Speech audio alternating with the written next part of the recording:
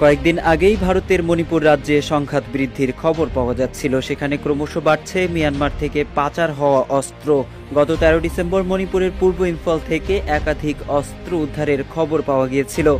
শুধু অস্ত্র নয়, ইন্টারনেট ব্যবহারের সরঞ্জামাদি, সেনাবাহিনীর পোশাক, বুলেট প্রুফ ভেস্ট উদ্ধারেরও খবর পাওয়া গিয়েছিল।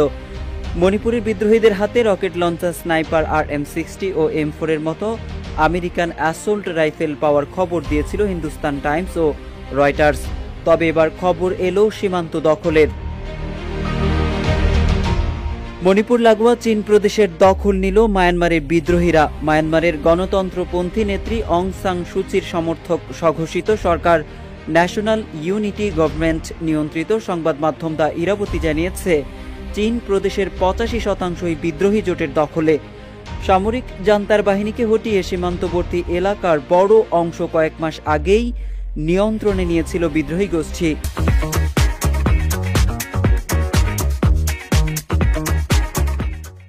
এদিকে বাংলাদেশ সীমান্তবর্তী রাখাইনের পরে এবার মণিপুর লাগোয়া মায়ানমারের চীন প্রদেশের দখল নিয়েছে আরাকান আর্মি।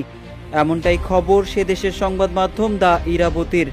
জানা গিয়েছে, চীন প্রদেশের প্রায় পুরোটাই দখল করে নিয়েছে তারা। মণিপুর লাগোয়া চীন প্রদেশে মায়ানমারের কুকি জনগোষ্ঠীর বসবাস। তারা কুকি চীন নামে পরিচিত। বিদ্রোহী গোষ্ঠীর মণিপুর ঘেঁষা চীন প্রদেশ দখলের ফলে মণিপুরের পথ ধরে ভারতে অনুপ্রবেশের আশঙ্কা আরও তীব্র হচ্ছে।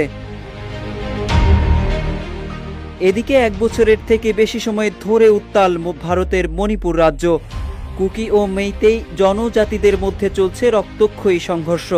পরিস্থিতি নিয়ন্ত্রণে প্রায় লাখখানেক সেনা নামিয়েছে মোদী সরকার। তবে এতে তেমন লাভ হচ্ছে না। অশান্ত মণিপুরের অশান্তির আগুন এখনো নেভেনি।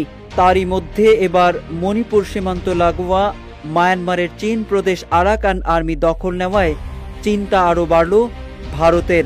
2021 সালের ফেব্রুয়ারিতে অভ্যুত্থান ঘটিয়ে অং সান সুচিকে উৎখাত করেছিল মায়ানমারের সেনাবাহিনী।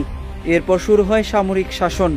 তবে 2023 সালের নভেম্বর থেকে সে দেশের 3 বিদ্রোহী গোষ্ঠীর জোট 3 ব্রাদারহুড অ্যালায়েন্স সামরিক জান্তা সরকারের বিরুদ্ধে অভিযান শুরু করে। ওই অভিযানের পোশাকি নাম ছিল অপারেশন 1027। একই বছরের অক্টোবরে শান রাজ্যের সংখ্যালঘু 3টি বাহিনী National Democratic Alliance Army, Ta'ang National Liberal Army এবং আরাকান আর্মি সেনাবাহিনীর উপর হামলা চালায়। এদিকে গত 9 ডিসেম্বর আরাকান আর্মি দাবি করেছিল, বাংলাদেশ মায়ানমার সীমান্তে মায়ানমারের রাখাইন প্রদেশ তারা দখল করে নিয়েছে। বর্তমানে বাংলাদেশের পুরো সীমান্ত নিয়ন্ত্রণ করছে আরাকান আর্মি।